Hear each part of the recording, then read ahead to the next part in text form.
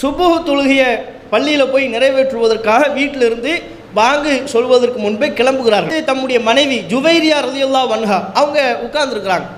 உட்கார்ந்து அவங்க சில திக்ர்களில் சில நன்மையான காரியங்களில் ஈடுபட்டு கொண்டிருக்கிறார்கள். முற்பகல் நேரம் நெருங்குகிறது.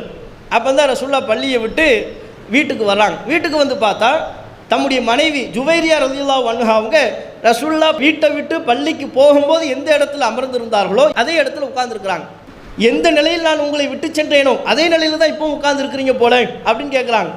ஜுவைரியா அவங்க சொல்கிறாங்க, ஆமாம், நீங்கள் போனதுலேருந்து இங்கே தான் உட்காந்துக்கிட்டு இருக்கிறேன். நான் உங்களுக்கு பிறகு வெளியே போன அந்த நேரத்தில் ஒரு 4 வார்த்தை 3 தடவை நான் சொன்னேன். நீங்களும் சொல்வீர்களே, ஆனால் அதிகாலையிலிருந்து இப்போது வரையிலும் நீங்கள் என்னவெல்லாம் சொல்லி கொண்டிருந்தீர்களோ அதன் நன்மையை எடை போட்டு பார்த்தால் நான் சொன்ன அந்த 4 வார்த்தைகள் தராசில் அது கனத்துரும்.